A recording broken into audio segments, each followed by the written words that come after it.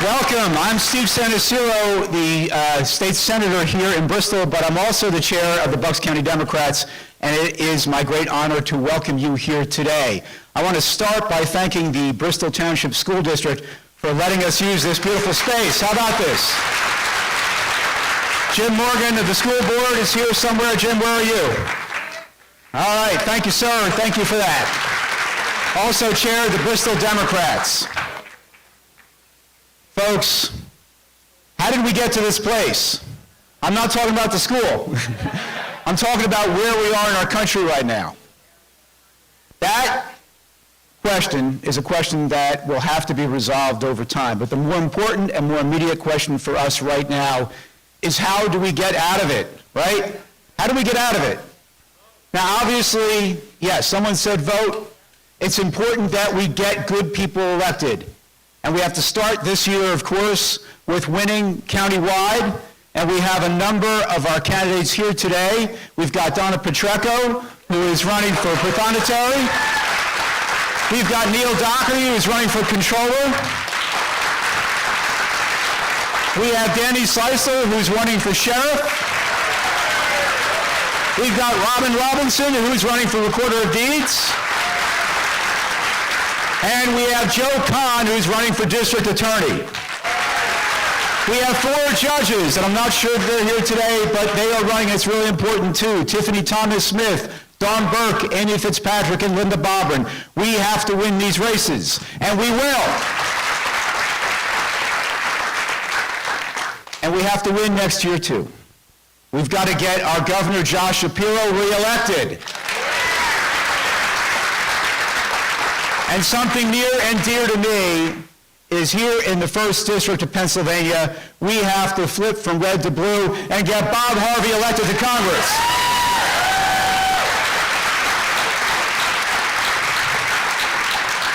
But my friends, this is not just about winning elections, as important as that is. How many of you, like me, felt back in November of 2008 when we saw Barack and Michelle Obama walk out with the 2 girls in Grant Park in Chicago and thought, our world has changed, that things will be better now, that we're in an entire new era for our country? How many of you thought that? I did, right? And yet just 8 years later, Donald Trump was elected president. And just 8 years after that, he was reelected, this time winning the popular vote, beginning one of the most destructive administrations in the history of our country. So how do we get out of it? Yes, we have to win these elections. There's no question about that. But each and every one of us needs to be an agent for change. We need to be the voice for those who have no voice, for the most marginalized in our society, whether it's refugees and migrants, whether it's the trans girl who's being bullied by our state Senate, whether it's the elderly couple who don't know what they're going to do if their Social Security goes away and if their Medicaid or Medicare becomes a problem, whether it's the poor family who rely on Medicaid to get critical health needs, whether it's the young people who are wondering whether our environment is going to be livable when they get to be our age. We need to be those voices, and we need to be active. We need to stand up when there's injustice, and we need to speak out. We need to be those agents of change. So yes, we have to win elections, but we also need to be out in the street. We need to be demanding that our democracy move forward. We need to be that bridge to the next generation. Now listen, I am the son of a school teacher who taught when teachers were not paid much. Most nights he worked at JCPenney's just to make ends meet. I'm the son of a stay-at-home mom who struggled with alcoholism for most of her adult life and who lost that struggle just weeks before I graduated from high school. I know what challenges our families face. And I know what challenges we all face in our personal lives. But if you leave here today with nothing else, let it be a message of hope.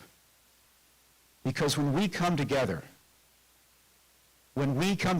as one and demand change, we can make a real difference in the lives of all Americans and of all people in this world whom we as Americans have a responsibility to help.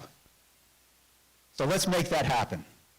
Let's win these elections, and then let's win the future for the United States of America and for the world. We can do it. Ladies and gentlemen, thank you for coming out here today. I love you all, and I'm grateful for what you do day in, day out. It is my great honor now to introduce one of our rising stars in the Democratic Party, one of the vice chairs of the National Party, State Representative Malcolm Kenyatta. Malcolm. Good afternoon. Good afternoon.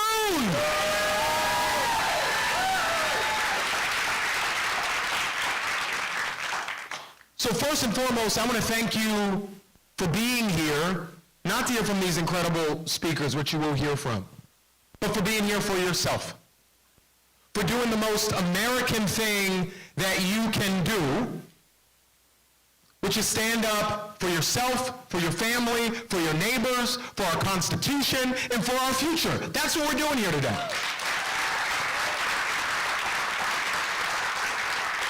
And so, in a second here, yes, we are going to hear from your incredible commissioners, Commissioner Harvey, Commissioner Marseglia. In a second, you're going to hear from the chair of the Pennsylvania Democratic Party, Senator Sharif Street. And yes, you're going to hear from the senator from Arizona, who I think is enjoying himself a little bit too much in Pennsylvania, Senator Ruben Gallego, here in a second. But I want to be clear that the most important people here today are you. It's you. And the stories that you are going to share, and the power that comes from being with people all across the county who also know what's at stake. How many people here today know somebody who's on Medicare or Medicaid? Raise your hand. Look at that. Look at that. That's important to know that you are not alone in being worried about the Republican plan backed up and supported by Brian Fitzpatrick to cut Medicare and Medicaid for folks all across Pennsylvania. You're not alone in being concerned about that. You saw the hands across the room. How many people in this room know somebody who's been paying into Social Security, who needs their Social Security check? So when you come in this room, you know that you are not alone in this moment. Because that is what Donald Trump and Republican extremists like Brian Fitzpatrick, that's what they want you to do, is to feel alone. To feel like you're the only one screaming into the void, asking them to stop ripping away the basic supports that Pennsylvania's families need and deserve. You're not in this fight by yourself. You know, there is a strategy of authoritarians and would-be dictators and punks like Donald Trump. There's a strategy. There is a reason that one of the first things they go after is history. We know that before they used to take the books, put them in a little pile and burn them. Now they try to delete stuff off of our federal websites. But the effect is the same. They want us to forget what we are made of. And today, I want you to be reminded of what we are made of. Donald Trump is not the first bully or would-be authoritarian that Americans have taken on. We know it here in Pennsylvania. We don't have a good relationship with kings. And I don't know about any of you, but I don't care what meme he puts on his website, but I'm not bowing to a king. I'm not kissing the ring of a king. And certainly, we're going to have more guts than Brian Fitzpatrick shows every single day when he refuses to stand up to this guy, refuses to stand up for the Constitution, refuses to stand up for the rule of law.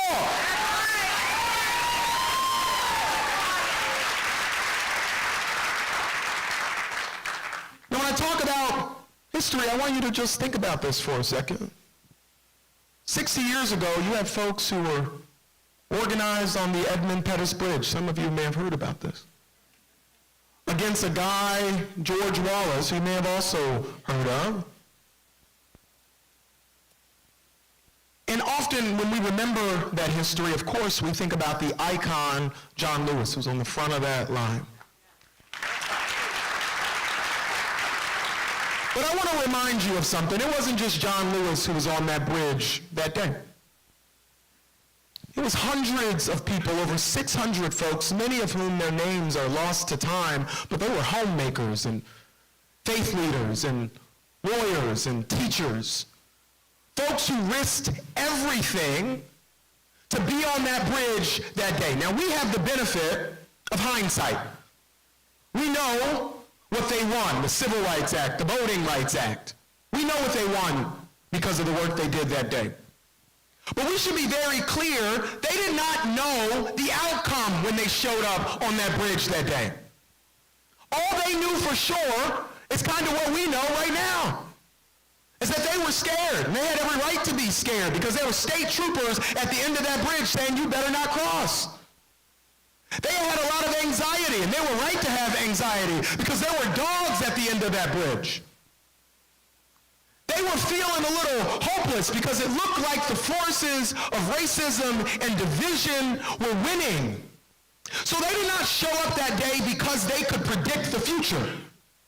And I know that in this moment, you want leaders to come predict the future and tell you 100% what's going to happen at the end of the story.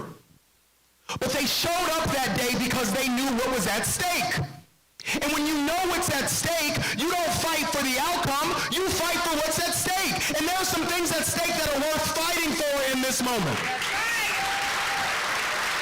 So yes, we are going to stand up for Medicare and Medicaid as Democrats and as people who are not affiliated and as Republicans. We're going to stand up for those values and stand up for those programs. Yes, we're going to have something to say about an administration that is flouting the rule of law. We just saw it yesterday when they arrested Mayor Ras Baraka of Newark. It is a shame, because I will tell you this. If the mayor wasn't there standing up for his neighbors and his friends, if he was there spewing conspiracy theories and lies, if he was there to incite an insurrection, if he was there to be a liar about the election results, Trump would have offered him a position in the damn cabinet. But because he was standing up for his neighbors, he arrested him, and the purpose of that is to try to intimidate all of us. But we're not going to be intimidated. We're not going to be afraid. We're going to tell our stories, we're going to stand up, and we're going to fight to win elections like your chair just said. So in a second here, you're going to hear from one of my favorite people in politics and in the world. But as those folks come up to speak, as we hear from the people I mentioned, I want you to think about your stories. I want you to think about how these things are impacting you. Brian Fitzpatrick doesn't have the guts to show up, but we have the guts to show up, and we're going to take those stories to D.C. in a very critical moment to make sure people understand the type of leadership that folks deserve here in Pennsylvania's 1st Congressional District. And so without further ado, I'm going to introduce your incredible commissioner, one of my favorite people, Commissioner Marseglia.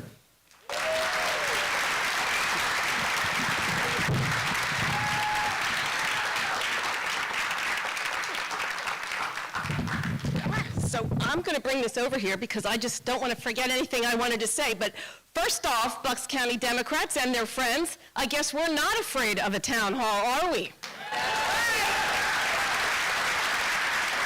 It is great to see you all so fearlessly here, and it is an honor to be able to talk to you. A quick shout out to Jim Morgan, the president of the Bristol Township School Board, and Bristol Township for letting us have this venue today. Now, we know that our country and even our county is at high risk right now. It's been just over 100 days, and unbelievably, we have over 1,200 more days of this mad presidency to go. And we know what's already happened. He's already telling us there's no climate change, and he pulled us out of the Paris Climate Accords. He has decided that on a whim, he can change the names of mountains and bodies of water. We have fake news that gushes all over him, but real bona fide news like the AP that isn't even allowed to be near his presence. We have virtually stopped two kinds of research that are critically important to me, cancer and Alzheimer's, in many universities and in biotech centers across this country when we are so close to coming up with answers. And probably the most important and most successful program in federal government history, Head Start, is on the chopping block with maybe only a year left in it. These things, and now we have 37% of Pennsylvanians who rely on medical assistance and Medicare that they have to worry, that it's going to be cut. Do you remember before the Affordable Care Act and before we had an expansion of Medicaid, when the hospitals were the first line of defense, people didn't go to the doctor because they didn't have insurance. So they would wait till they were critically ill and go to hospitals. That's almost in the background now, and we're going to take a step back by taking mental and physical health insurance away from people. But I want to tell you that I have faith that we will get through this. I have faith that we are going to be able to rebuild our democracy and fix the damage that he has done, as long as, like you are all doing today, not sitting on the sidelines. I see that we're like in a political hurricane, and right now we need to fill the sandbags with water because there's more and more of a flood coming.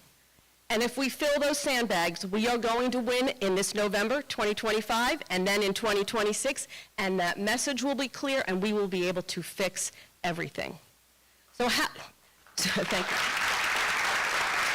So how are we going to do that? How are we going to fill those sandbags? The first thing are events like this. You have to speak up at any town hall you can get to, go to school board meetings, come to our commissioner meetings, go to township supervisor meetings, put your thoughts down on paper and send them in as letters to the editor. And we need rapid response in social media whenever we can get it. We cannot sit back anymore. We have to respond. And I would ask that you gently and wisely talk to neighbors, friends, and coworkers and give them the facts that they are hungry for. The second thing that we need to do is we need to send a message that this man's behavior and the changes he has made are unacceptable by making this a blue county in November. We cannot, that's right. We cannot tolerate the craziness of a sheriff who is mimicking Trump. We cannot have an ineffective district attorney. We most of all cannot have a controller who is literally engaging in near illegal activities and contemptible actions. And we can't have the continued lackluster performance in the Recorder of Deeds and Prothonotary Office. When we replace these characters with solid workers who support healthy government and aren't afraid to speak up, we will have that next monumental step back to taking back our democracy. And then we'll continue with the most important, and that's in 2026 when the storm ends, when we take the House and the Senate back. And how are we going to do that? With men that are strong, bright, courageous, like Commissioner Bob Harvey, who will represent Pennsylvania's 1st District.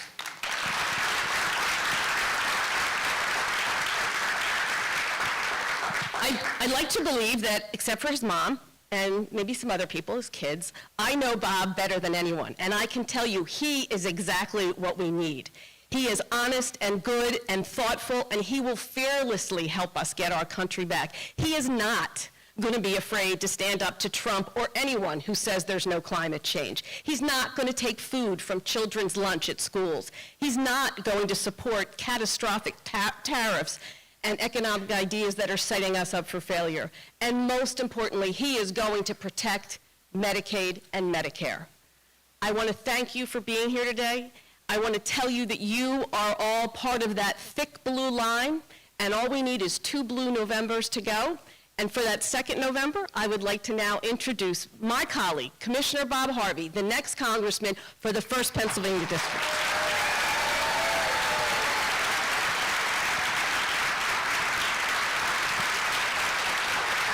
Thank you.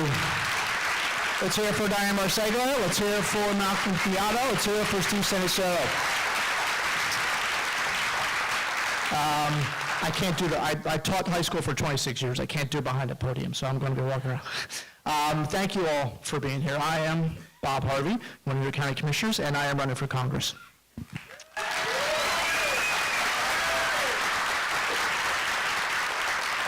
So a logical question would be, why are you running? And I'm Irish, so I answer questions with questions. I'm going to answer you back with that question, which is, how could I not?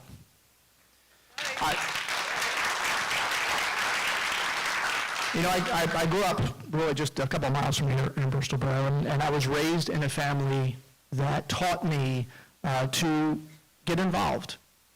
That your community was only as good as you were willing to make it. If there was a problem somewhere, you didn't look around for other people to fix it, you fixed it. And if you couldn't do it by yourself, you found other people who also recognized the problem, and you worked together to fix it. And it's that civic mindedness. It's very much in the nature of John Kennedy. And I talked about the fact when I ran for commissioner that my grandmother, who was Irish Catholic, had a little bronze bust of John Kennedy on her dining room server till the day she died, because she really believed, and my family believed, that government service was noble. And that's the reason I became a high school teacher. I taught public high school social studies for 26 years.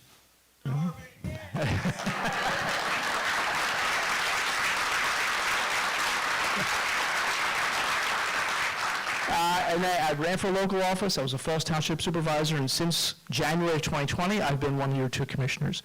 I got into government service, and I'm running for Congress because I have seen, through my time growing up in this area, in Lower Bucks County especially, my time as a teacher, my time as a commissioner, I have seen the American dream fall apart. I was raised to believe in the American dream. I was raised to believe in this country, and if you worked hard, if you played by the rules, if you worked and did all the things you're supposed to do, that you could buy the house you wanted. You could get the car you wanted. You could take vacations. You could go to the shore. You could go to the mountains. You could put a pool in the backyard. You could do all the things you wanted to do to raise your family. I wonder right now, honestly, if this younger generation even believes that there is such a thing as the American dream. And to me, of all the things that we see that could be painful to watch, that's really the most painful. This country was built by dreamers. From the people who came here at the beginning all the way through, this country was built by dreamers. If our younger generation doesn't believe in an American dream, where's our future? So, we think about the past 100 days. It's felt like 10 years. Honestly, it's felt like 10 years. And what we see happening here, what we see in terms of senior citizens worried about losing Medicare, losing Medicaid, losing the benefits they paid into. We see families, and young families especially, unable to buy a house. It's really slowing down their ability to start a family. And to put down the roots. Look, across the street is the one most perfect embodiments and examples of the American dream in the history of this country is Levittown. This community, 17,000 houses built in the 1950s for people who never thought they'd have a house with a yard and a driveway and tree-lined streets. Never thought they'd have that, and they did. And those people built this county, and people like them all over the country built this nation. The last 100 days have felt like 10 years. But it's only been 100 days. Okay? But it's been almost 10 years that Brian Fitzpatrick's been in Congress. Okay? Okay? And I want to ask you a question. We know what the last 100 days have done. We've seen the last 100 days and the impact, the negative reaction. We know what's going on. Last 10 years, what's Brian Fitzpatrick done? So we know he doesn't do town halls. We do know where he is. We see him on Facebook. Okay? We see him on Facebook. We see him taking pictures with kids at Little League games. But we don't see him standing up to protect the Department of Education so those same kids can get good education.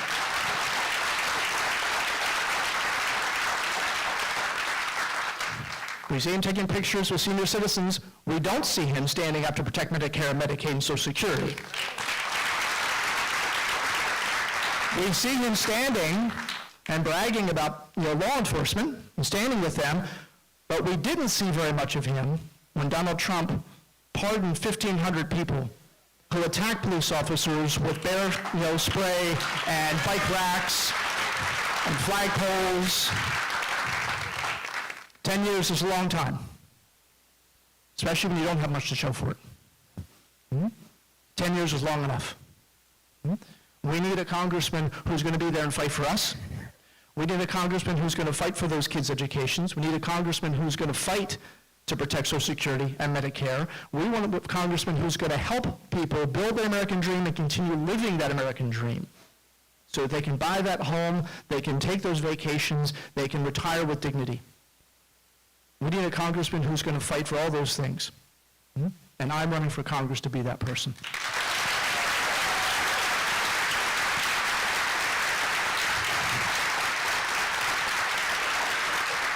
I appreciate all of you being here, and I think really, the question I talked about at the beginning, which is, why am I running for Congress? Same reason you're here on a beautiful, and it's a beautiful Saturday. Let's be honest. It's a beautiful, to be here in this room at this event. You feel the same things we do. You know there needs to be change. You know that we need to get this country back on track. We need to fight for people in this country who have felt forgotten. As Democrats, we have to show them that we're going to fight for them, because that's the only way that they're going to believe that they're going to vote for us. So we need to go out there and fight, and I appreciate the candidates who are here, who are running this year, whether it's school board, town council, supervisor, auditors, county row officers, and county and the Court of Common Pleas. You need to vote for them, you need to support them, because they're fighting. And so we need your help. And I am pleased to be here with a lot of great fighters. Malcolm Kenyatta's been fighting for a long time. And he's going to keep fighting. He's not going anywhere. Steve Sinicero and I got elected township supervisor at different townships on the same exact day. Same exact day. He's older than me, but he's same exact day. Okay? He's fighting. And he's going to keep fighting for you. Diane Segler has been fighting since 2007 as a county commissioner, and before that as a school board member and township supervisor. She's going to keep fighting. And the chairman of the Pennsylvania Democratic Party is here, Shreve Street. He is fighting. He's been a fighter in Philadelphia. He's fighting for us in Harrisburg and nationally. It's my pleasure to introduce Shreve Street.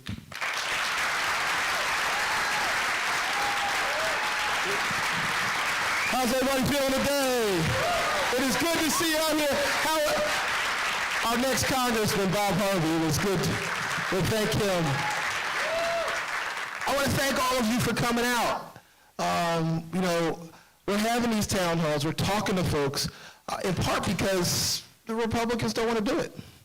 They don't want to do it, and it's pretty obvious.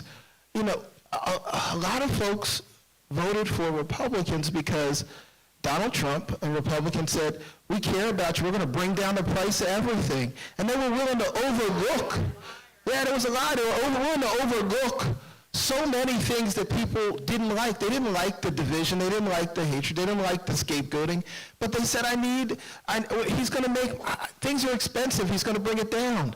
And he said he was going to do it day one, like he was a magician, like he was David Copperfield.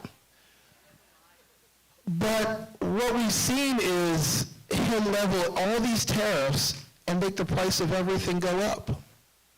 And then he says to folks, he says, you know what, it's okay if you have a little pain.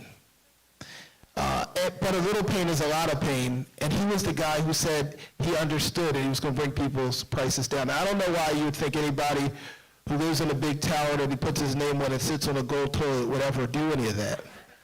But people did, and he lied. And now he's bringing prices up, and they're going up and up and up for ordinary people. And he's saying it, he's saying it with such callous. Marie Antoinette said that when they told her that people don't have bread, she said, let them eat cake. When Donald Trump was told that people can't afford things, he said they don't need $35, they can have one or two. First of all, I got 5 kids and 6 grandkids. I never bought one of them $35 at once. I got 2 daughters. They'll be like, I don't know whose dad is buying $35. I guess if you're a billionaire. But regular people weren't doing that. And they're just out of touch. And I want to say this. It was in Pennsylvania, one, thank you, Bucks County, and thank you for the fact that even in the midst of the Republican wave at the federal level, You saw the work that we were doing in Harrisburg, and you let us hold on to the State House. And thank you.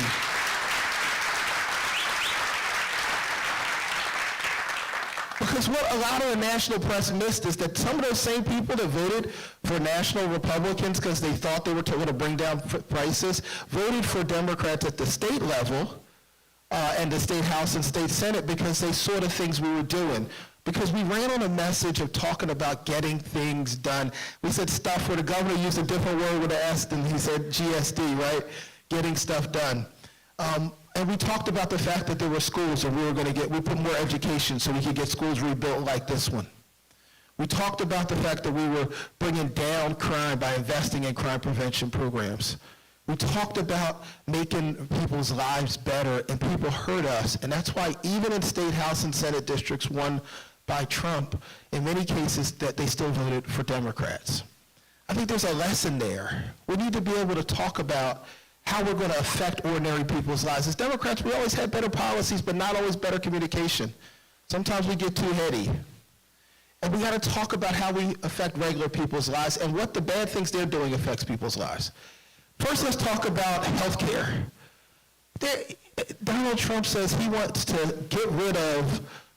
just gut Medicaid and Medicare. Congressional Republicans who say they're a little more moderate say they want to just get rid of all the extra people. The extra people. Let's talk the Medicaid expansion. Let's talk about who the extra people are.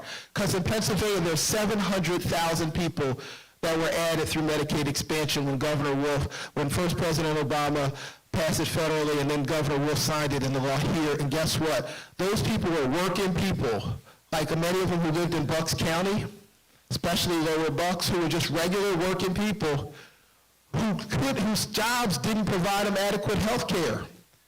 And a lot of those people are the same kind of people that voted for Trump. And now he says they don't deserve, congressional Republicans are saying they don't deserve health care. You know what? They only have a 3-vote majority, and no Democrats are going to vote for that in the House. Brian Fitzpatrick and 2 other members could say, no, we're never going to let you cut Medicaid, but they won't say it.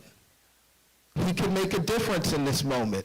Fitzpatrick can make a difference by simply saying, I pledge I'll never vote to cut those benefits, but he won't say it. You know, they're talking about these out-of-control tariffs, but folks, we had a big announcement.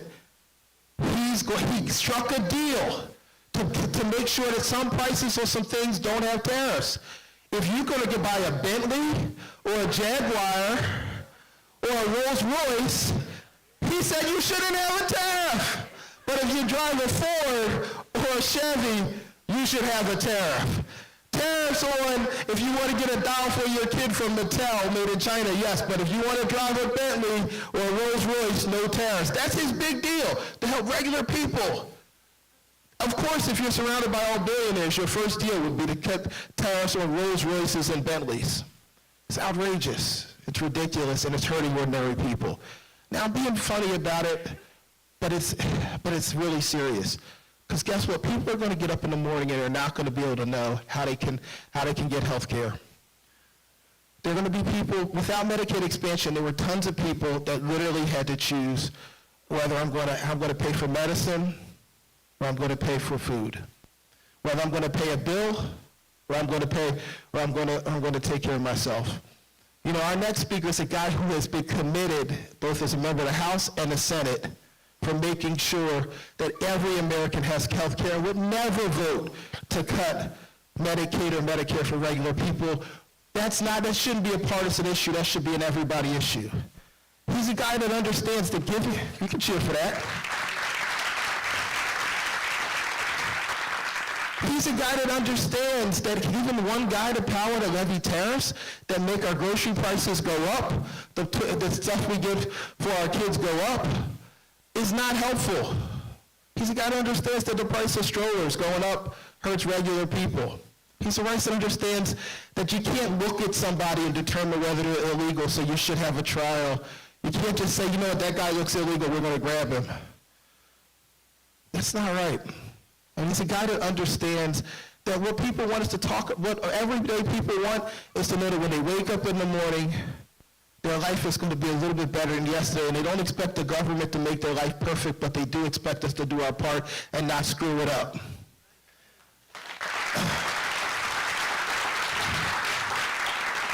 And he's a guy that understands that whether you're in rural America or urban America or suburban America, regular people just want us to tell it to them straight and stop giving them all these lies.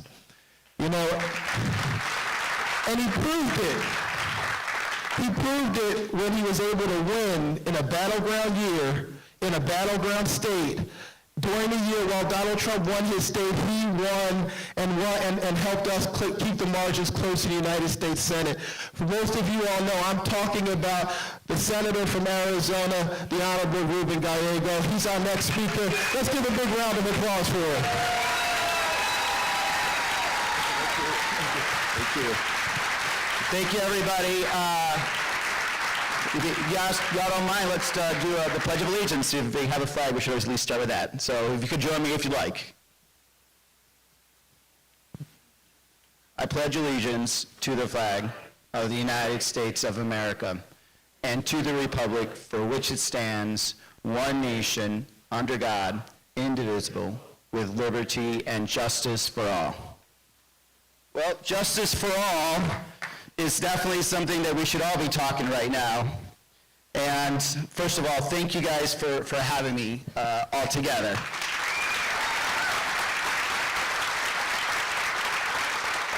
So, two things we have to ask. So, what am I doing here and what are you doing here, right? So let me tell you what I'm doing here and what I have been doing. So in Arizona, I've been traveling for a couple months to rural Arizona, to our tribal reservations, to some of the most urban areas, and I've been talking about the threats that are out there, because there are threats out there, right? And I am scared for this country, and I'm scared what this administration is doing. I'm particularly scared because right now, this week, we'll know for sure that they're going to cut potentially millions and millions of our fellow Americans, whether it's Pennsylvanians or whether it's Arizonans, off health care so that they could feed and give more to the likes of Elon Trump and his friends, right? We have been fighting, and I say we, Democrats, Republicans, Independents, have been fighting the fight for many years to try to get more and more of our fellow citizens covered. Medicaid's one of those opportunities. In Arizona, about 15% of the whole state is on Medicaid, and I think here it's about 20% in the Commonwealth, by the way. I got my talking point, staff. It's a Commonwealth, not a state. But what it really means is that even if you're not on Medicaid, you're going to be affected, right? I was out in one rural part of Arizona where the hospital CEO told me that if they lose Medicaid, they're shutting down. And when I mean they're shutting down, that means you are getting in a car and you are driving very far. And Arizona is a big state. But imagine what you are feeling when you are so scared about your loved one and you can't even see them without driving 3 to 4 hours. Imagine what you're feeling as someone who is in danger, whose health is in danger, and now the nearest place you're going to get any type of real service is going to be 3 to 4 hours away or a helicopter away. And it all because we needed to give a tax cut to the very rich who did not need it, right? That's one area that I've been talking about. Every day we talk about that. Thousands of people will lose good paying jobs because Elon Musk wants his tax cut and Donald Trump's going to give it. But then why am I here? Because there are only a 4-vote difference between millions and millions of Americans losing their health care or millions of Americans keeping their health care, keeping their jobs, having a real health care community that actually is going to take care of it. And the guy that represents this area, Brian Fitzpatrick, is one of those key swing votes. It is his decision. It is his decision whether he's going to cut millions of people off of health care, millions and millions of Pennsylvanians. It's entirely up to him if he's going to do that. So that's why I'm here to highlight that, to hear from you about how this is going to impact you. Because guess what? Brian ain't doing any of this. Brian's afraid of you. Brian's afraid of what he's going to hear from you because he's afraid that if he comes and meets with you, you're going to tell him, I don't want you to cut Medicaid. I actually don't want you to cut SNAP for poor people. And I sure as hell don't want to keep paying all these high tariffs because you can't take power back from the president. So he'd rather just run away altogether, right? And hope somehow this problem goes away, or you forget that he was the key to this. But he is it. One out of those 4 votes, he could make that difference to save lives, to actually take care of their constituents, and actually do his job. So he's not here. He's not one to have the town hall, but I sure as hell am.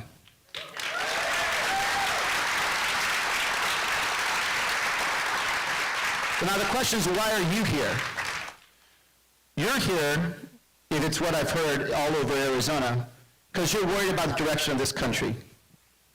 You're worried about your fellow man and woman. You were hoping things would go better even when he won. You thought maybe it won't be that bad because we're good Americans. You want to hope that things can be better. Shit, it's been really, really bad. And it's okay to say that. It's okay to be scared. It's okay to be pissed off, because these are reasons to be scared and to be pissed off, right? This is a man that took one of the most thriving modern economies in the world, and in less than 2 months, threw it down the toilet. We had unemployment going down, we had wages going up, and now we have the opposite, and all of us are paying now an extra tax on everything we're buying from overseas. And let me tell you, you want to know about a real tax? If there's any parents or grandparents, let me tell you about the baby tax. I am very lucky. I have my 3rd child coming June 12th. Yeah, but I'm kind of a procrastinator. So I didn't really get going on the nurseries, on the buying of the strollers, the car seats, and those costs have now gone up. And when I go to look for it online, some of the stuff that I want to buy, I can't even buy anymore. They're out of stock. This president has put us in a position, again, the richest country in the world, the most modern economy in the world, the most sophisticated trade in the world, where now we have to go hunting to garage sales to find products because this president decided to arbitrarily start a trade war without any concept how to get F out of this, right? And you guys are all paying for it. So that's what you're worried about. Maybe you're a veteran, like me. I'm freaking worried that they're going to fire 83,000 VA employees, and when we ask the VA director, what's the plan? Why are you firing them? Where'd you come up with this number? How's this going to affect our veterans? What is this going to do for encouraging people to go forward? Is this going to actually cause more suicides? They can't answer it at all. They just came up, exactly. They just came up with the number. Some doge boy from San Jose, California, who has 0 experience with veterans, so he probably is not a veteran himself, decided that 15% is what needs to be cut from the VA, even though we have a growing enrollment all the time. And this from the party that's supposed to be the pro-veteran party. It is not pro-veteran if you're going to make a veteran wait longer to see a doctor, to get the prescriptions, to get the services. There are men and women right now, in order for them to get therapy, PTSD therapy, something that I have done in the past in terms of PTSD therapy, they have to have their therapy in open-air cubicles because these idiots did not plan for a back-to-work plan for all these therapists who have been doing it virtually, because we actually do like doing that for some of these veterans. So they're forcing them to do PTSD therapy in open-air cubicles for these veterans that have to be talking about some very sensitive things that they went through, all because these guys had no plan. So that's why you're here. You're here and you're worried because, you may have been someone who was worried about border security and you wanted to see a little more control of that border. But you certainly didn't want to see families being torn apart. You certainly didn't want to see people's rights being arbitrarily taken away and people deported without due process, right? You are worried about the fact that Stephen Miller, that bald-headed prick, wants to get rid of habeas corpus, right? That's why you're here, and now you want to know what you can do about it. And so here's my recommendations. Number 1, be mad. Stay mad. And we fight. How do we fight? We fight them in the courts. Everywhere we can. We fight in the courts because we believe in the Constitution of the United States, You believe in it, and the country believes in it. It makes me proud to say I can say that in the Keystone State where it all started to begin with, right? But we believe in the Constitution of the United States. We Democrats do. Americans do. We need to make sure that we are helping every person, every lawyer, every nonprofit organization that's taking these guys to court and holding them. And we're starting to see victories. We need to inform our friends. And look, y'all, all of us, we're political nerds, right? If you're here on a Saturday, what time? 1 o'clock. We're political nerds. But the people that we need to win are the people that aren't involved in politics every day. They aren't talking about politics every day. Because it's busy out there, right? Even me, like being elected senator, I got 3 kids. I got to shuffle baseball, soccer, dance class, and I don't know what else my wife has signed us up for. But imagine every other person that has to figure out how to make a living wage by putting 40 hours together just to make ends meet. And they're worried right now about they're going to be able to make rent, or can they eventually save up for that future house, right? So they're not necessarily following everything that we know, but you do, and that's your neighbor. And that person actually may have been, by the way, a Trump voter in 2024. This is our opportunity to get them back. We're not going to do it by saying, I told you so, as much as it's tempting to do that. What you want to do is talk to them about what they thought they were going to get and what you're getting now. Because I won a very hard state. Trump and I were, basically ended up having almost the same numbers. And what I heard was that I wanted a chance at the American dream. I'm very frustrated that I can't buy a house, that I'm still living with my parents, that my business is not taking off, and I'm so sick of just feeling this way. What I didn't hear was I want random tariffs. What I didn't hear was I want my family to be torn from me without due process. What I didn't hear was that my cousins who serve in the VA or serve in the military is now going to have a harder time at the VA. They didn't hear that. That's not what they voted for. Let's talk to them as Americans, not as Trump voters. Let's talk to them as Americans, not as Republicans, and tell them that we're here. We're here as Americans to do better for them, for us, and for our families. And there is room for you. We may not agree 100% all the time, but we know what's happening right now is wrong. And you don't want to be part of wrong. So thank you, everyone, for being here. We have elections coming up. And let me tell you the psychology of politicians. Number 1, they're all scared. Number 2, they hate losing. And if they see a loss coming, it will change them, right? It will change what they do. The biggest movement to contain this president happened when we won Wisconsin by overwhelming numbers. You started seeing a real reaction from some of these moderate Republicans, they call themselves. And you're going to see it again. 2025, you have state Supreme Court races here. You guys hold those 3, and the swing state of Arizona, the swing Commonwealth of Pennsylvania, people will notice that. Politicians will notice that. These Republicans that are going to win or lose their margins by 1 or 2 points, well, not here, you guys are going to blow it out here, right? They'll notice that, right? So showing the political power that you have is going to make a huge effect on what they do for the rest of their cycle in. So don't hesitate. Every election's gonna matter until we get them out of power. So please take the city council races serious. Take your local races serious. Take your statewide races serious, because they do. And if you show them that there's power at the voting booth, they will acquiesce to the power of you. And that's what we need. If they listen to you and not to Elon Musk, to all these right-wing think tanks, to all these weirdos that are online all the time talking about MAGA, whatever it is, if they listen to normal America, this country will be safer. So thank you so much for being here. I think I'm just... So this is very simple. Senator's going to take all your hard questions and Brian Fitzpatrick refuses. We have So just come up, yeah, we're not, We'll go left and right. Yeah. Just if you can, just try to, limit the time of your questions so we can get. yeah, we're not doing any pre-written questions either, so just feel free. Now, I may quickly run through your answers so we can get through as much as possible. Don't feel insulted by that, but I'll try to get as much as I can. And introduce yourself. Thank you so much, Senator Gallego, for being here with us today.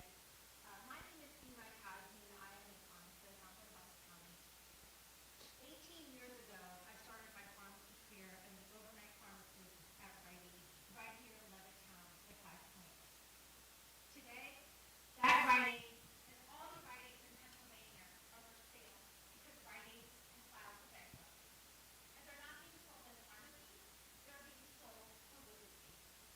When someone brings their prescription to the pharmacy, sometimes the pharmacy has to decide, do I give this medication to the patient, or do I take a loss on this prescription? How many pharmacies have to close before we do something about this issue? Just yesterday, Chester Medical Center, which is only less than 40 miles from here, closed their hospital doors for the last time. For some members in that community, hospitals may be 30 minutes away. How many hospitals have to close before we do something about this issue? This is not just a rural Pennsylvania issue. This is a Pennsylvania issue, and it's only a matter of time when this happens in Bucks County. We have healthcare deserts. We have pharmacy deserts. What are we going to do about this situation? Hey, and what's your name again? I apologize. Sima? Sima. So Sima, and you're so right about urban desert. I live in Phoenix, and in South Phoenix, the nearest hospital, if you're driving, is about 20 to 30 minutes. But I also live in the community that has the least amount of cars, right? And I'm sure those places exist here.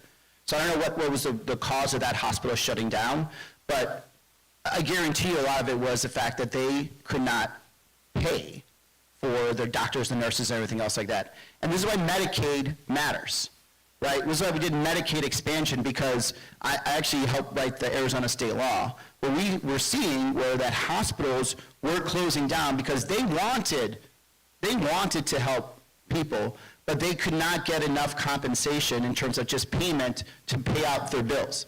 And so when and I want to make sure I clarify why I was going to rural Arizona. The reason I was actually going to rural Arizona is not just because I care about Arizona, because that's where the swing voter was. And if I could convince those rural Arizonans to talk to their Republican member, we could save it, right? So they're just as important. All of America is America. All Pennsylvania is Pennsylvania. No matter what part of Pennsylvania you're from, you deserve to be treated with respect. And that's what I say in Arizona. No matter where you are in Arizona, you're just as important as anyone else. In terms of, of pharmacies, and I don't know the specifics on that, but the rising costs of pharmaceuticals are one thing that we, as Democrats, tackle too slowly. And we have to admit where we mess up, right? It's part of one of the first things you do in therapy is recognize where you've done wrong. And we had an opportunity, and I think because of lack of energy from a couple Dem senators, we could have had a really good prescription drug reform bill that would have brought down costs, that would have kept a lot of even some of our local pharmacies. For example, I work with a local pharmacy in Arizona, and they're barely making their margins. And sometimes when I get something from them, they said, well, this is going to cost me $40. Would you give the $40 extra to make it up? We need to have an emphasis on delivery. And we did not deliver as much as we could on prescriptions because some of us, I'm not going to mention names, but some of the senators were trying to keep pharmaceuticals happy instead of trying to figure out how to deliver results for Americans. And when we have power, we need to use it correctly again. Thank you, Sima. I'm just going to go this way. Thank you for being here, Senator. My name is Rob Strickler. I live up near Doylestown. I've been a long-time resident here. I've voted for Ronald Reagan. I voted for Barack Obama. I voted for Arlen Specter. I voted for Bob Casey. I've never really been allegiant to one party or another, except when Donald Trump came on the scene. I've never voted for Trump, of course. I've never voted for Brian Fitzpatrick or any Republican candidate at any level of government because I just cannot support this, any word you want to choose, authoritarian, oligarchical dictator at any level. Given some of your words about talking to Republicans as, just Americans, have you or any of your Democratic colleagues in the Senate or the House considered going to some of your Republican colleagues in either House and saying to them, how can you be part of Donald Trump's party? How can you support this? Even just by being a member of the Republican Party, you're giving them control of the House and the Senate. Why can't you just, until at least the 2026 election, caucus with the Democrats to stop what's happening to our democracy and our Constitution? Because I believe, I'll just sum up real quick, I don't know that we're going to make it to 2026. I'm concerned what's going to happen with the Federal Election Commission, or Trump will declare some kind of national emergency, impose whatever martial law, and take that away from us. So the urgency is real. Would you consider doing that either privately or publicly? Look, I think there's a lot of conversations that happen at the Senate. I can't speak for the House. This is not something that can be easily done overnight. What we are doing, though, is, for example, talking to them where we know they want to move. Can we get them switched to being Republicans to Democrats overnight? No. Where have we been able to get them? We brought them in to fight with us on tariffs, right? Passed legislation joining with Republicans about stopping and taking back our constitutional power over tariffs, right? We're seeing them joining us on Medicaid on the Senate side about, for a lot of them declaring that Medicaid should not be cut to pay for tax increases. I get what you're saying in terms of your fear. A lot of us have that fear. They don't have that fear yet, or they're in denial. But we're going to keep working on them. And whether they want to stay and join us to protect the Constitution as Republicans, that's fine. They want to become independent and fight with us and save the Constitution, that's fine. They want to do it, stay and go full Democrat, hell, that's really fine. But we're keenly aware of it, but I will be honest, they're not there yet. And we got to keep working. As much as we see the threat, a lot of them, they're just lying to themselves, right? There's no other way. Now, we can try to drag them kicking and screaming. A lot of this, they're going to have to come with slow realization, and we're working on it. Thanks, Matt. Thank you. Sir. Yeah, go ahead, you lead.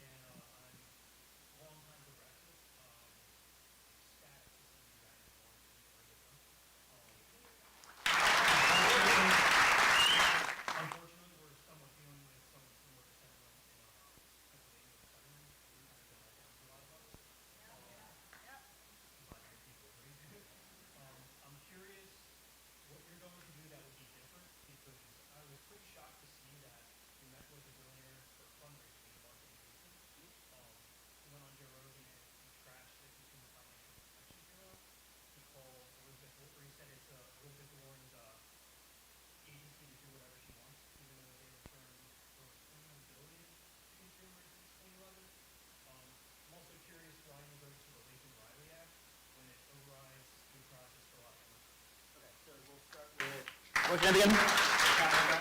Kyle, thank you, Kyle. My general view of how to win elections is you have to get a lot of votes. And that means we're going to have alliances with people that we may not agree with 100% of the time, right? So I'll give you a good example, Mark Andreessen. What I mean with Mark Andreessen runs the largest venture capital firm in Arizona. We want to bring as many jobs as possible. Do I agree with him on everything? No. As a matter of fact, where I disagree with him is the Consumer Protection Financial Bureau. And I actually agree 100% with Senator Warren that it needs to be there, it needs to be strong, and it shouldn't be gutted. This is why I join with her every time to protect it. Right now, there's other, we're signing on to amicus briefs, all this kind of stuff to protect it. So my perspective and what happened in the last election is that we got so pure, and we kept so pure that we started kicking people out of the tent. It ends up, there aren't enough people in the tent to win elections. And so, I represent a state that has 330,000 more registered Republicans than Democrats, right? 330,000 than Democrats. Sometimes my decisions are not going to be aligned with the national party. Sometimes those decisions are going to piss off a lot of people. But I know how to win a race in Arizona, and would you rather have me, or would you have someone like Carrie Lake? Now, will I disappoint you? Yes, because we're not going to be in 100% alignment. Will I always try to work to uphold the values I think that we have as Democrats and Americans? Absolutely. Will I continue to strive to be a better senator for everybody? Absolutely. But yeah, it's tough. I understand my state better than anybody else, and from an outside perspective, you'd think that I was like going crazy. Good example. All right, let's see who's a geography teacher here. What percent of Pennsylvania is owned by the federal government? Yeah, you want to take? 2. Did you actually know that? You just taking a guess. Well, okay. Who wants to guess what's in Arizona? 6, who said 60? 60. Because when you combine our federal land, our tribal land, BLM land, everything else like that, we are almost, I think it's like 64% federal land. There are areas of my state that there's a town and it is almost 100% surrounded by federal land, right? I have 22 federally recognized tribes. Pennsylvania has none, right? 22 federally recognized tribes, which are about 4 to 5% of the population. Some of these populations and centers are so far away that you'll have to drive 6 hours to get there. They're entirely 100% reliant on the federal government. So when I have voted, now I'm in it, I have voted for cabinet members for this administration. You know why? Because I need to at least be able to try to reach somebody for these places, because there are no other options, right? A good example, the Hill River Indian community had a grant that they got to help update their water system. Got cut by this administration. We called up the Interior, the Secretary of the Interior, and said, hey, what's going on here? And we were able to talk to him and release that money. That doesn't sound like a big deal to people from anywhere else, but that is all these people have. And it's my responsibility to be a senator first. So when you see things that I'm doing, yeah, they may not work here in the Commonwealth of Pennsylvania, but it's very much what I need to do for Arizona to make sure that we're winning Arizona and we're actually serving Arizona. Thanks, Brad. Appreciate it. Thank you, Senator, for being here. First off, I'm a 20-year veteran, and I thank you for your service in the military. I really appreciate that. As we look where everything is happening, we see, that one way to fight all this is through the courts. And of course, that's slow, and it's very, very frustrating. Is there anything else in your playbook, maybe even more radical, that the Senate can do to work miracles with us? We really want you guys, we want you to do more, and we're frustrated that it happens. Yeah, so a lot of the things, some of the things that are pissing you guys off the most aren't even going through the Senate, right? Which is, I mean, honestly, this is kind of annoying, right?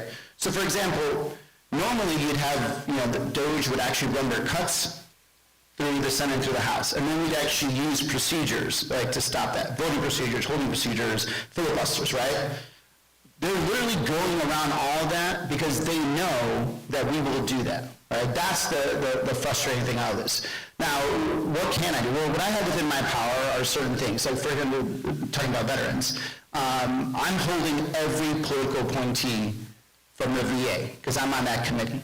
So and I've told the VA administrator, you want your political appointees, you need to come down here and explain to us, A, how those 83,000 cuts got decided, where the hell did that come from? How is this not going to affect our fellow veterans? And when you don't prove that, then you need to resend it. Until then, you don't get any of your political underlings, right?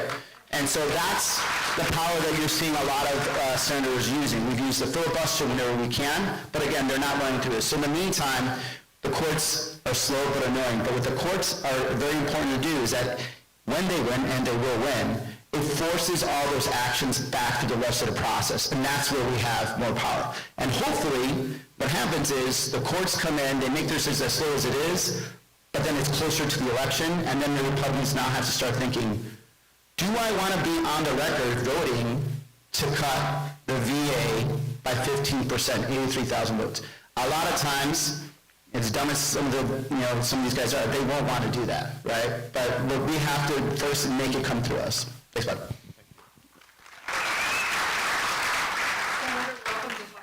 Thank you. My name is Fran,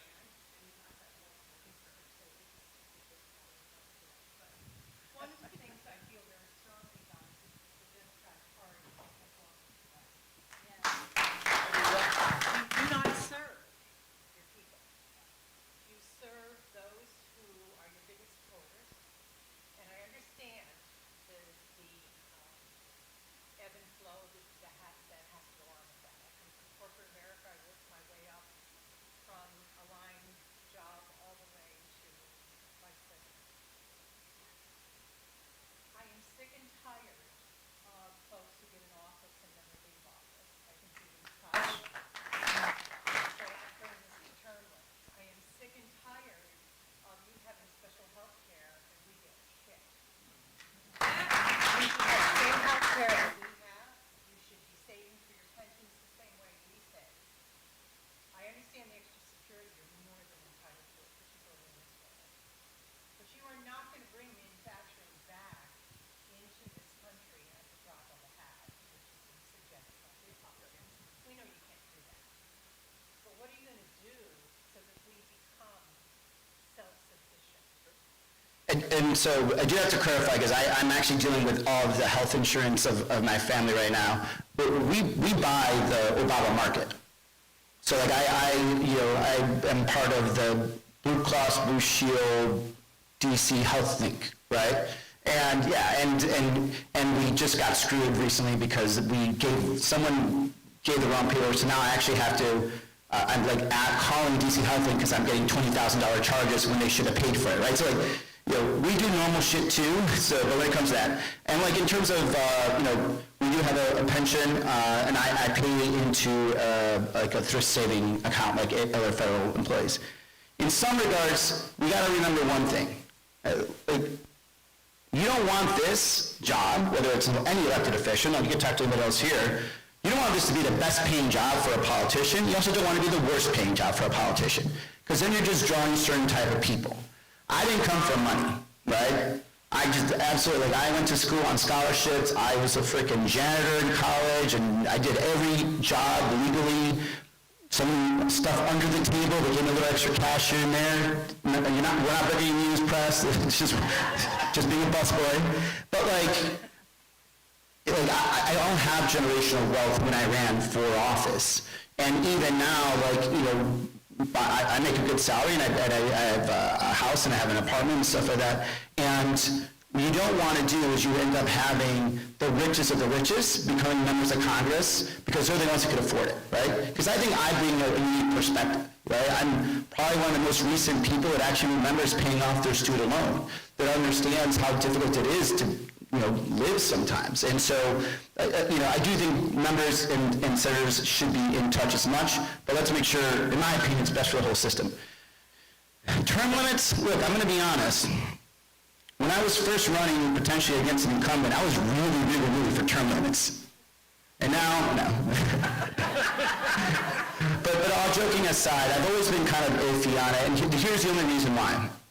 What I have noticed is that the members of Congress that have the most seniority, if they still have their shit together, because sometimes they're not, and I think there's a real conversation about generational change, those are the ones that are most likely to stand up to the administration.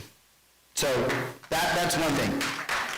Is there a bigger conversation in the Democratic Party? Should we have turnover, especially if things aren't going well? Yeah, I think that is a legitimate. And I think also there is no coronations, and you have a right to push out anybody. And if you don't think that they can make it physically, mentally, you have a right to do that. And we have seen that problem. We lost a couple votes in the House because our membership was too old. So I think you have a legitimate concern. I I think there can be something with term limits. I'm getting to that position. I just can't figure out what the year should be for that. I mean, I think it should be term limits on the Supreme Court. And I think we should probably have some alignment there too. Do you have a follow-up?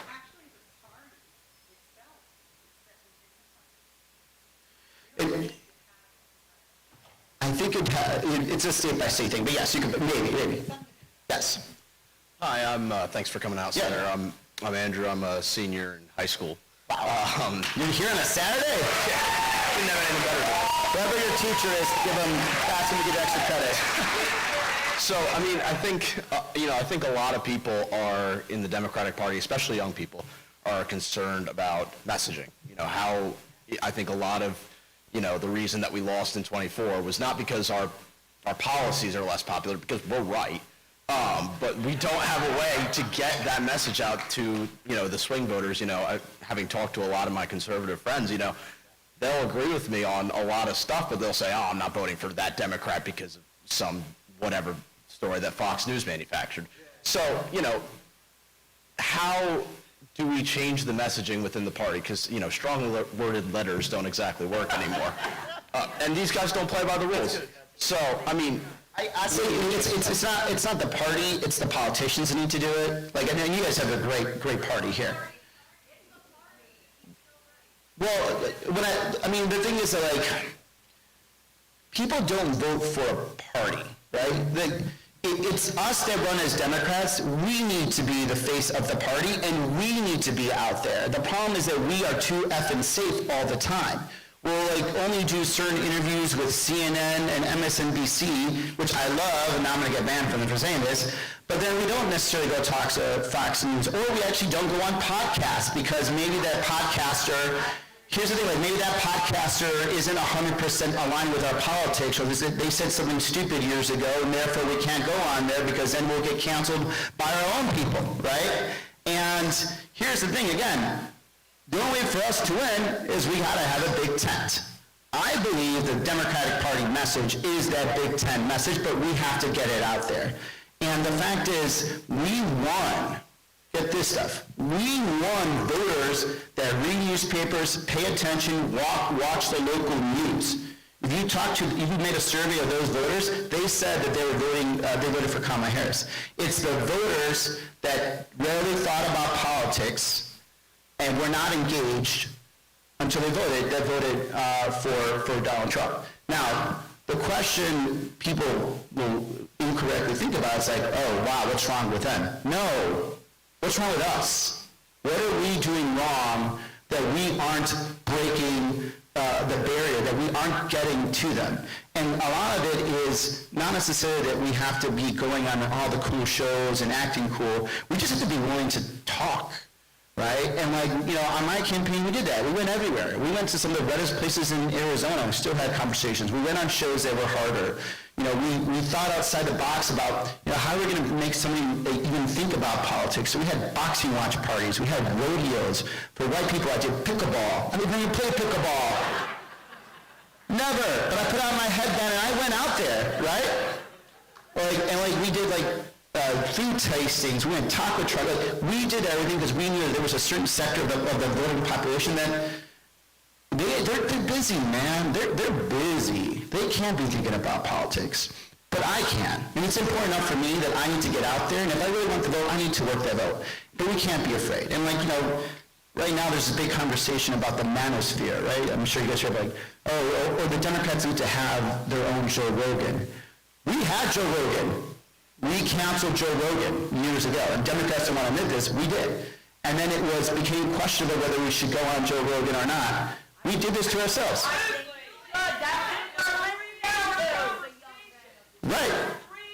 I know. Exactly. They won't invite me.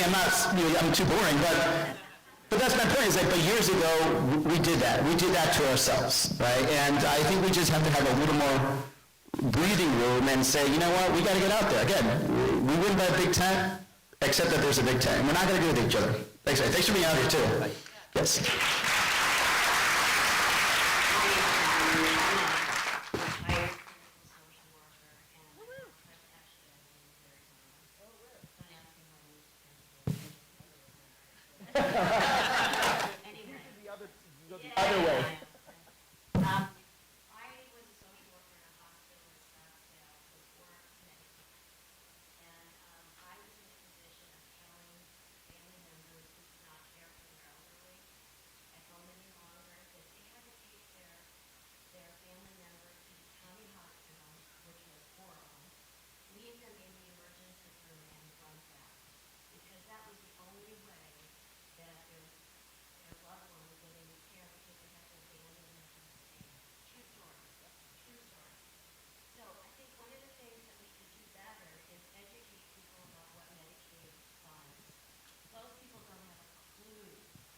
Give them an example in terms of your experience, Zach. This is perfect to do that. Any kind of long-term rehabilitation, people don't have the funds for that, whether they're wealthy or not.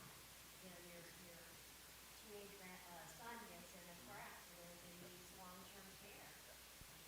Medicaid pays for that. Medicaid pays for the aged care, not only in nursing homes, but in-home. Support them greatly in in-home care. There's all kinds of programs that people that they just don't know. And so they think that Medicaid is just for those people. And I've heard that so many times. So I just think that's not, we could do a lot better job by educating people about what they're making decisions about. Exactly. And this is why we have things like thank you. And now, I'll give you another quick example. Do you guys remember like a couple of weeks ago there was this thing where like they wanted to give $5,000 to a woman if she had a baby? Right, first of all, how out of touch do you think that $5,000 covers anything, right? I mean, like, that's about halfway to what my diaper budget is, right? But number two, 50% of childbirths in this country are paid by Medicaid, right? And for those that go to the appointment, and I've gone to most of the appointments this year with my wife, and it is a lot. And in order for you to have a healthy birth and a healthy postpartum, you have to go see doctors, get tests, your 16-week scan, your 20-week scan, and then if there's any problems, then you have to add more. And if you don't have Medicaid, these families don't have Medicaid, they're going to do what a lot of us used to do without health care. We rationed our care. So this administration says, we want you to have more kids, but we're going to also take away your Medicaid so that you can't actually have a healthy kid, right? How is that smart at all? And now Medicaid also covers postpartum coverage, which it never did before. And that is extremely important, especially for a lot of the families to understand that, because there's a lot of problems that happen in postpartum, whether it's the health of the mom, the kid, or both. And so, this is Medicaid is a pro-family policy, right? And these idiots want to take away insurance that is pro-family, and they want to tax you more for all the baby stuff you got to buy. So now even if you're trying to have a baby, or thinking about having a baby, I think I might wait a little longer, which, that's a decision, but also not necessarily good for society when people are holding longer and longer. And let's not even get into how expensive frickin' childcare is. I just want to say that, what Diane said earlier, without Medicaid, healthcare is going to be emergency care. And let me tell you, those recent visits to the ER, right now you can wait 6 hours, 10 hours, whatever. You think what it's going to be like when we don't have healthcare? Also, and just to say, emergency room care will be the next option, but what actually happens after that is that the hospitals shut down their emergency rooms and will only take appointments, because then they can't be sued for EMTALA.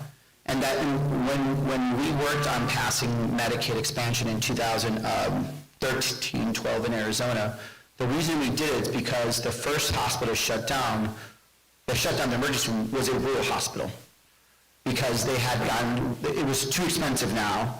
And look, it was a nonprofit hospital. Like they couldn't pay doctors, couldn't pay nurses, but they wanted to preserve at least some basic functions. So they shut down the emergency room, right? That's what's going to happen. First, it's going to go, the people that were on Medicaid expansion are going to go to two places, clinics, and when those clinics get too full, they're going to start going to emergency rooms. The emergency rooms start becoming their primary care physicians. Those hospitals don't get paid and don't get compensated enough. Eventually, they start making the numbers of what can we close versus not close, and they eventually figure out that we're going to have that we'll close the emergency room so we could still keep the maternity ward, right, or something else like that. And that is, a real factor. This is why the Chamber of Commerce, by the way, has come out against Medicaid, cutting Medicaid expansion, right? Because they also know it is a job driver. I can do it this way, right? Yes. Yeah. Thank you for my tie. Firstly, I want to thank my colleague who let me step in front of her. Usually a gentleman doesn't do this, but I wanted to add on to what she said. Yeah. My name is Dr. Dan Hamowitz. I'm a physician and a geriatrician, but I was born and raised in Levittown. My office is, you go down the block and you turn left. That's where it is. And also, which I think is... That was my dad's office, yeah, right at 5 Points. And everybody's still talking about my dad, yes. I'll tell you a story about that later. But what's really interesting to me is that the last time I stepped foot in Franklin was 52 years ago when I went to 6th grade here. Yeah, so I went here with Mrs. Weiss, if anybody knows, is my English teacher. But anyway, I want to talk about Medicaid, like she was just talking about. And my belief, and others, is that a moral government looks out for the most disadvantaged in society, right?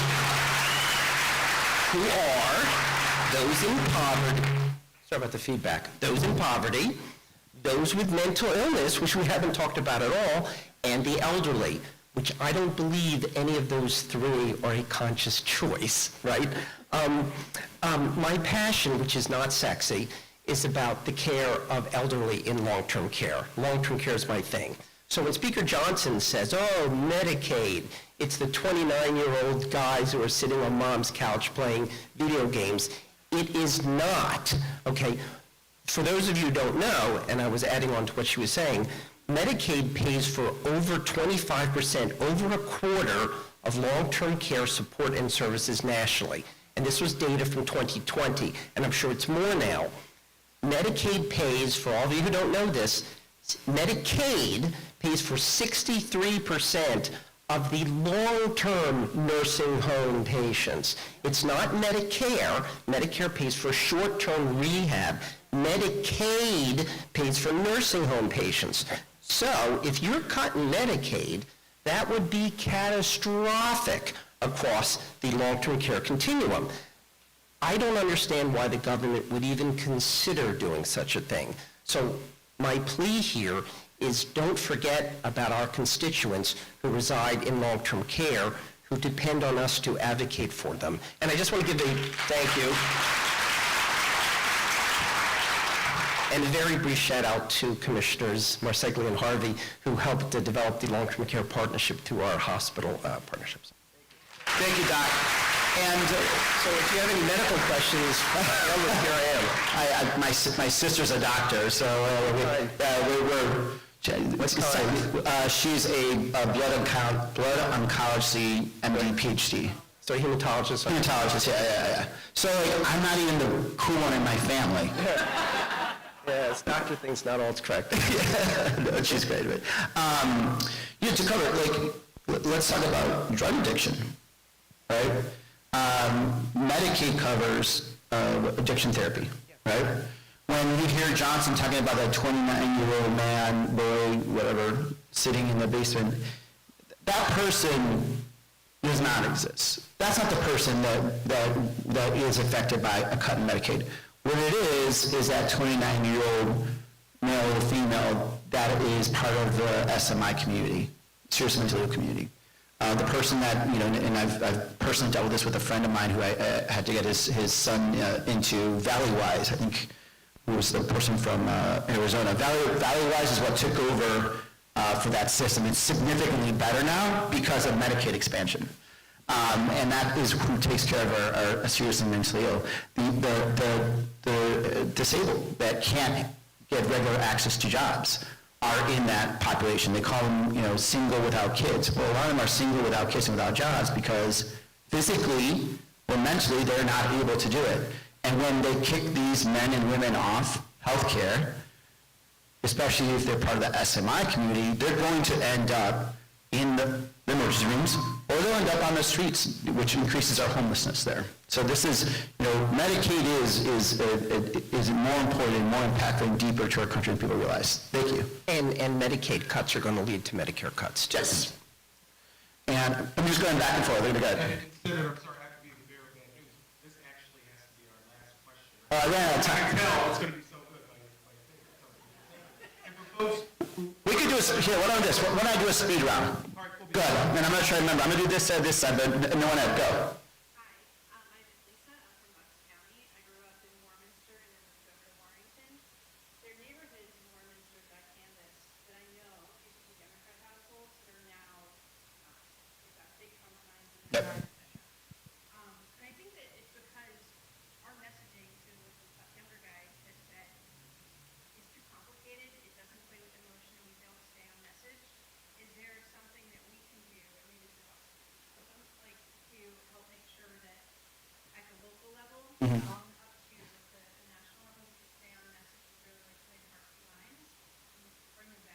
Got it. And then take all the questions and I'll answer them. Go ahead. Michael, I live in Navajo. I'm working in the banking industry. I have a master's degree in economics. I'm a long-term Republican. I'm a top of that guy. I have a friend in the Asian community that is split sharply among Democrats and Republicans.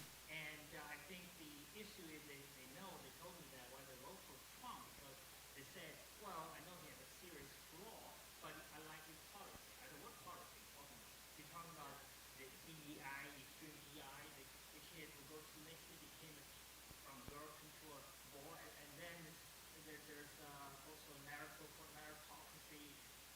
I got it. Yep. So there's the message there, but we see most politicians try to appeal the voters by their mature needs, like policies. When we talk about big picture, I think what differentiates Americans from other countries is rule of law, constitution, check and balance, and I look at Donald Trump's corruption issue and employing people. Some finally realize, oh my God, that's not what I want. So I wonder, everybody talking about Medicare, a dinner table issue, that's important, of course. But there's a big issue, like Donald Trump defined the Supreme Court, oh, that, if we don't have democracy, we don't have anything. Okay. And now people, they said, what can you make your country great? They say the science and democracy. I now realize now, democracy first. Without democracy, Yeah, you don't get science. you don't even have a science. Yep. The dictator will determine what is scientific, what is not. Look at the JFK. He's determining that the vaccine is not scientific. Okay. So this is important. So I wonder how we can reach the other side of the aisle to connect together the Americans. So the Americans I'm going to shut you up so I can get it. I got you just here. No problem. I just want to be respectful. Go ahead. Sorry. Your question. And I am against this side too. How do you get money out of politics? My politics.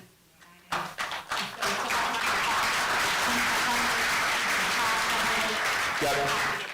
Money in politics. Okay. Okay. Next big tax, but how do you think Fitzpatrick's going to vote on that? Oh, thank you.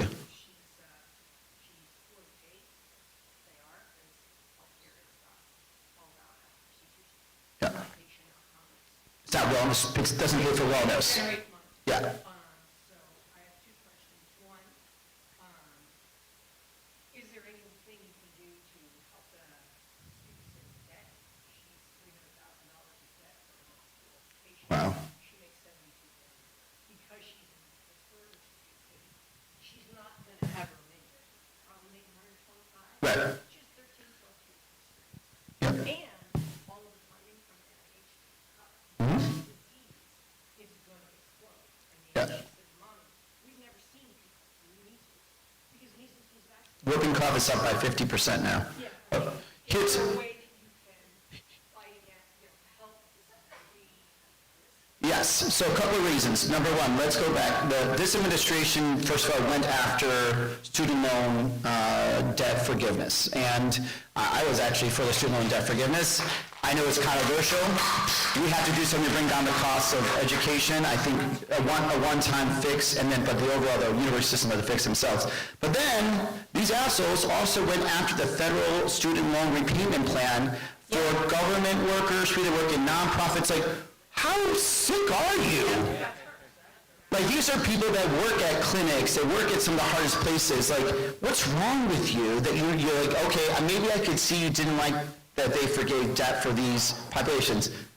But for people that are trying to work for their community, that's wrong. So, yes, and the way to do that is we have to make sure we take control of at least Congress, hopefully the Senate, so that when we need to negotiate for a budget that we can put that back in. Sir, you're talking about democracy and the intertwining with science, and the reason you're seeing right now people also not valuing the dollar anymore and selling and our T-bonds not being as strong, because democracy is what is the superpower of this country. It's what actually makes capitalism work best. And yes, it's got its flaws, but it works best, because if you don't have that, then you have the kleptocracy that this guy's trying to put in, where he's, instead of, everyone competing, if you give enough money through whatever meme coin, you could end up getting that government contract, right? And no one wants that. That is absolute fraud. That is waste. And it's corrupt. Oh, you took my line. I was about to hit my line. All right, now the question before that, the first young lady, what was that again, remind me? Money on politics. We need to win frickin' races, y'all. 2 ways we do this. Number one, win enough races, get enough Supreme Court people so that we could overturn Citizens United. Number two, get enough there people so we could potentially pass a constitutional amendment. Number three, the way you overpower big money is small money. This is why Donald Trump is going after Act Blue. Because your guy here, do you know where the candidate Harvey? What's that? Yeah. Fitzpatrick's going to have a shit ton of money. And it's not going to be the money that he just raises. It's going to be money that it's going to come from all these outside groups. They want to keep him there to be their swing vote vote for the big tax cuts. The only way that he can compete is if he has more money in his campaign, because it has bigger buying power than these outside groups. You know the outside groups I'm talking about, like Pennsylvanians for Liberty and blah, blah, blah, blah? Like, those things have $10 million, $20 million.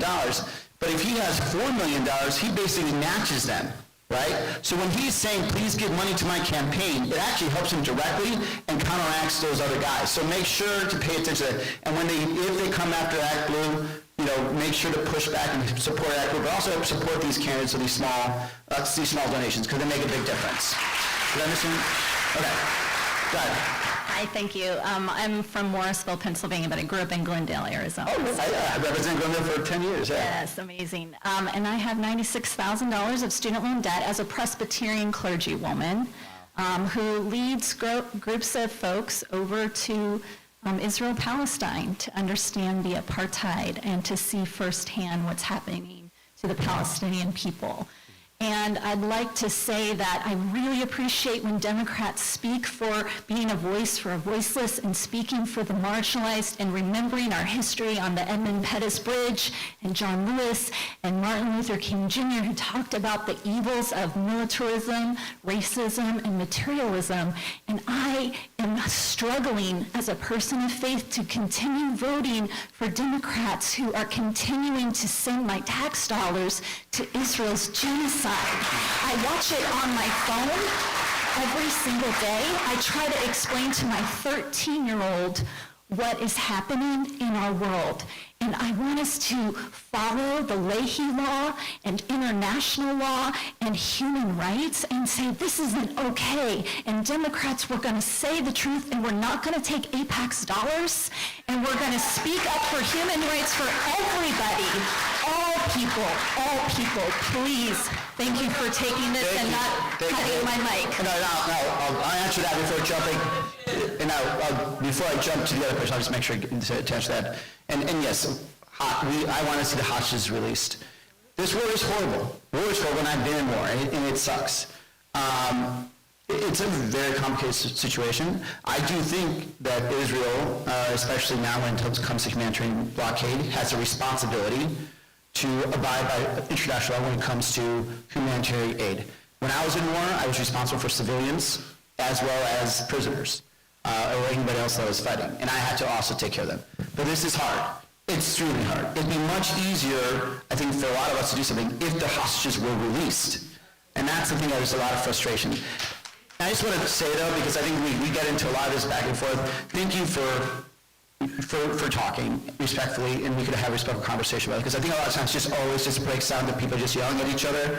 But it is something that we should always be looking at. And look, and I'm worried right now. There's going to be talk of war over Iran, something that none of us want, right? And we have to make sure that we keep, we keep on our toes on this. Thank you so much. Hi. Thank you for being here, Senator. I'll be brief, but my name is Sam. I'm someone who knocked hundreds of doors for people like Kamala Harris and Mr. Kenyatta.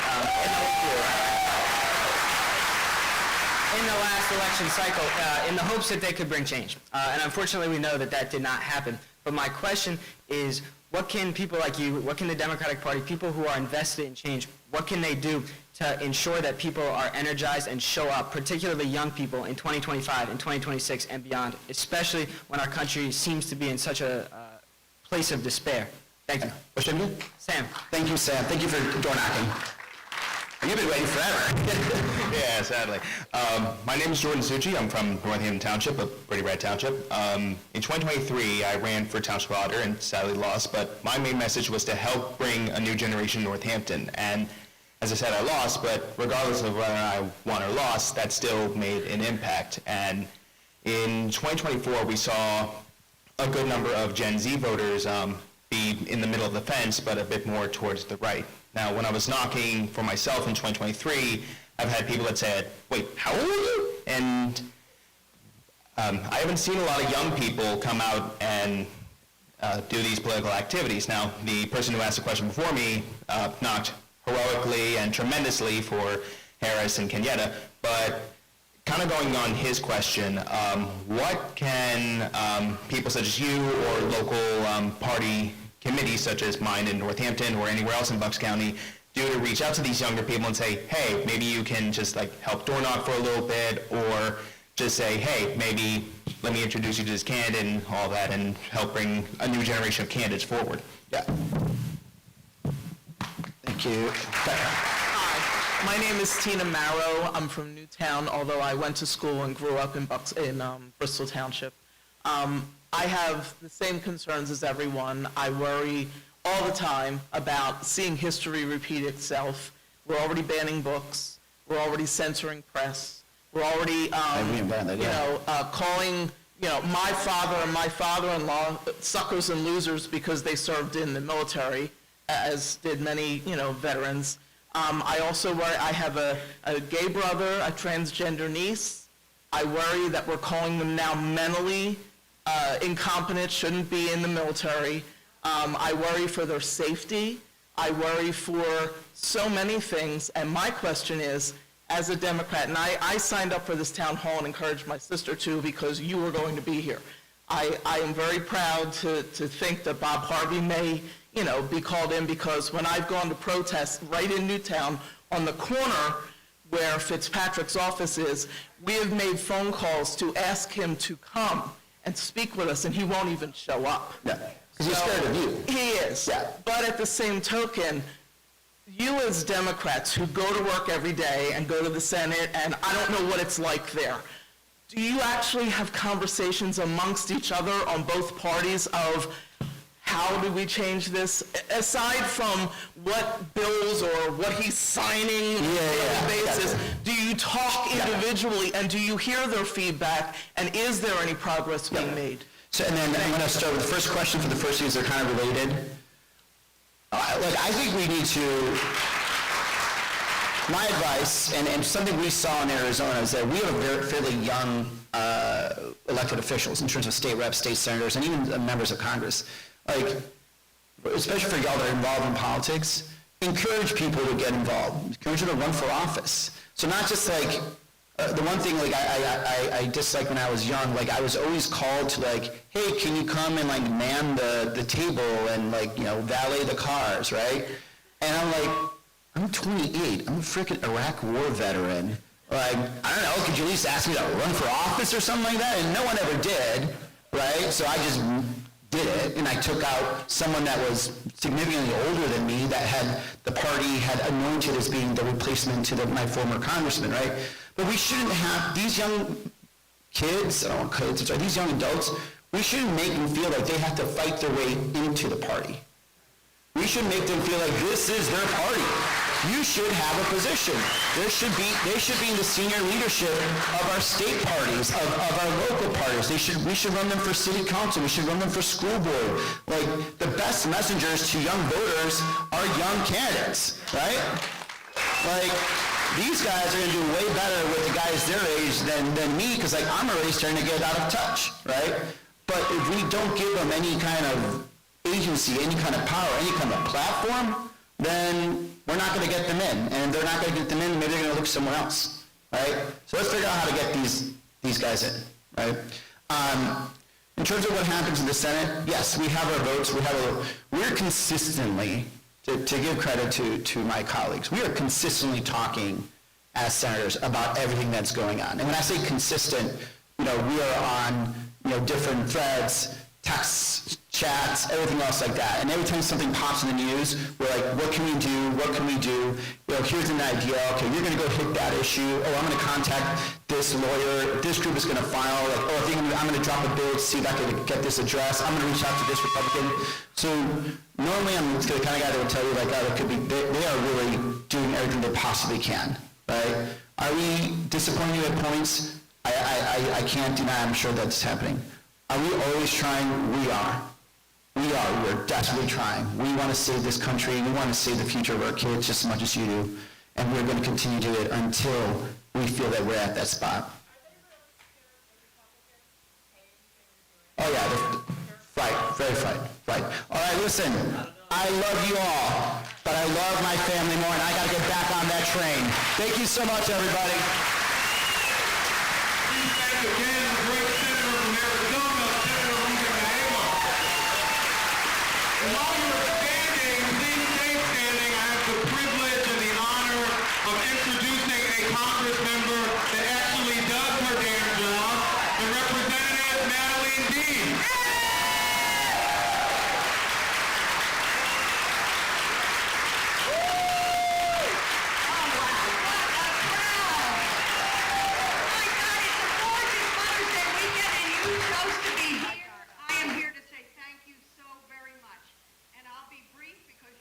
To this beautiful day. But I do want to say it is my honor to be here with you to talk about what matters in this country. So I know you've already heard from my friend Steve Sanacero, Senator Street, Malcolm Pinata. How about another round of applause for Malcolm Pinata? Commissioners Marsegli and Bob Harvey. Bob, are you still here? There he is. Let's hear it for them. And Senator Gallego. So I thank the DNC, DCCC, State Party, whoever put this together. Mostly, I thank all of you. My name's Madeline Dean. I represent the district right below this one, the PA4. I have most of Montgomery County, and I have a big chunk of Berks County to our west. Are there any PA4 folks here? Because here we go. That's pretty. How are you? Good to see you, sir. Thank you for being here. Because regrettably, I do not have what I call the upper deck of Montgomery County. I'd like to get it back someday, because I like all the folks that I have the opportunity to represent. But I have to tell you, what I start everybody with is, these are not normal times. We must never begin to act as though what's going on is in any way normal. Right. No way normal. So we are 110 days into the Trump administration, and it has been bedlam, chaos, dizzying, corruption, criminal, lawless, and it's all intentional. It's also been incredibly incompetent. I don't think that was intended, but it's just built into this group of people. There's one good thing to say about 110 days in. You know what that is? 110 fewer days of Donald Trump. Let's focus on the positive. Think of some of the things that have happened, and you know the laundry list is so long. I'll just do some of the top worst. Punishing tariffs on our closest allies and trading partners that wiped out in 11 weeks $11 trillion of United States wealth. Wealth of our retirees, people who have fought hard to save this money. He's gutted federal agencies, shuttered federal agencies.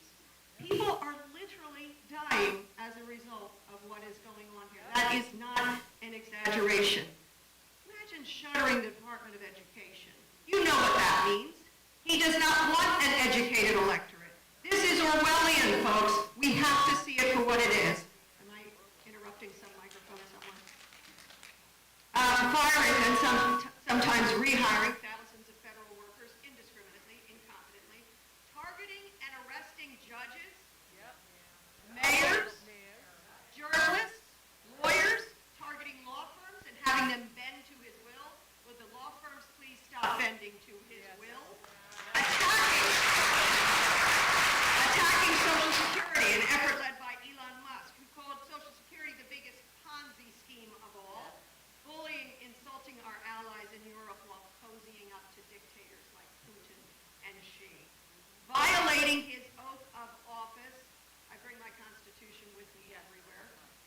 violating his oath of office, not even sure if he has to uphold the Constitution of the United States.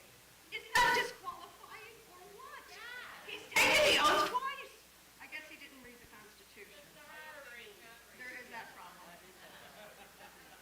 So all of these actions, this is the thing, he thinks he's a strong guy. He's a bully, which means he's actually very, very weak. And what's sad is it's made us weak. It's made our national security at greater risk. It's made all of us weaker. But let's remember, and I think this is why you are here. John Adams told us many, many moons ago, we are a nation of laws, not of men. That's what we have to remember. We are a nation of laws. We must abide by the rule of law. And we are pushing to make sure that this president is held to that. I held 5 town halls, a couple that were telephone town halls, one telephone town hall, 9,000 of you got on. I thank you for that.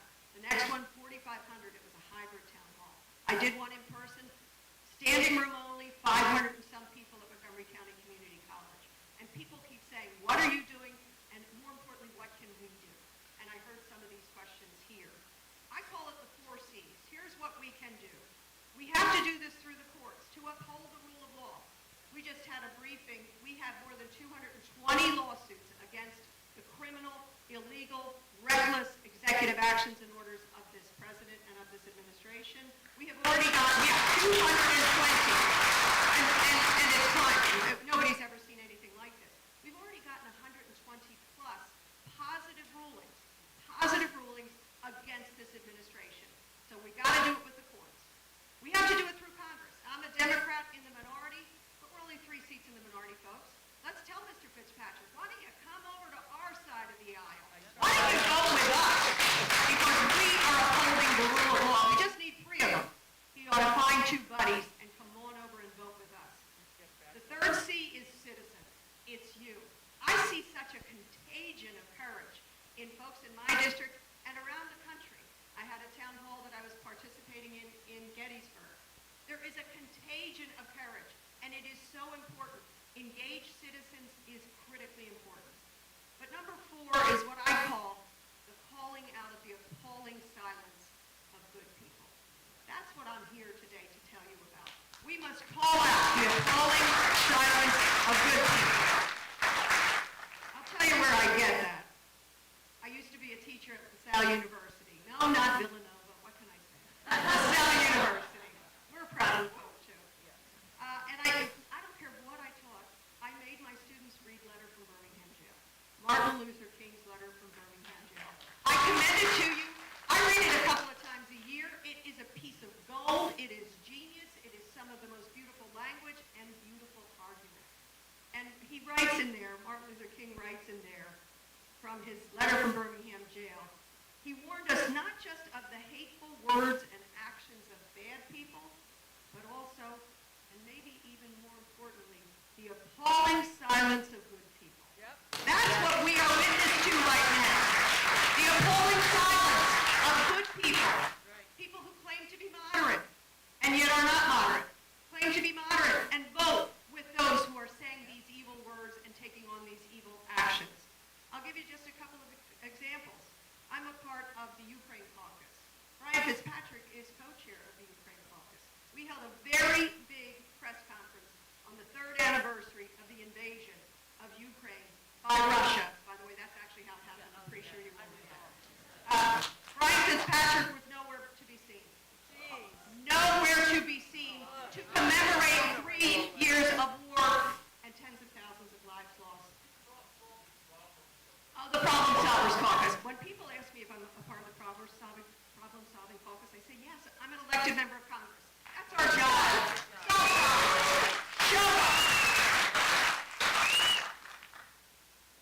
When we took up a vote just a couple of weeks ago, I hope you noticed this, we took up a measure to make it easier for new moms to vote by proxy for a short period of time. One of our members just had a baby boy. Guess what happened when that vote came up? He didn't vote at all. He didn't vote at all. He had been voting that week, and suddenly I kept watching the board. Where is he? He's got to stand up for moms and families and fathers. No vote. Because that way I don't have to explain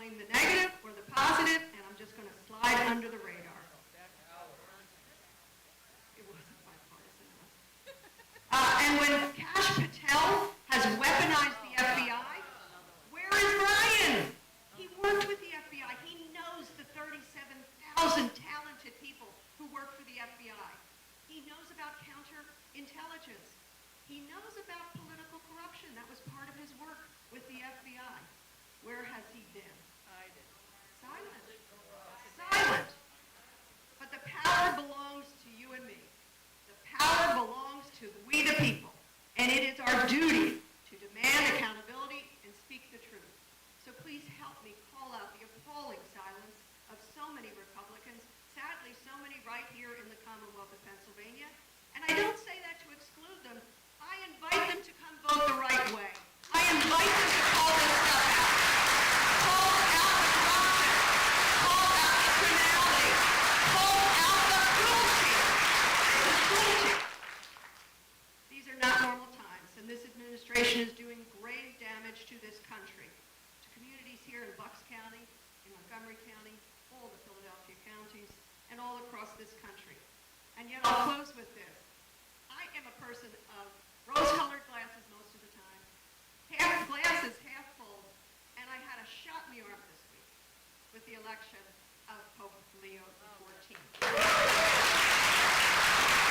And you don't even have to be a Catholic to be excited about this.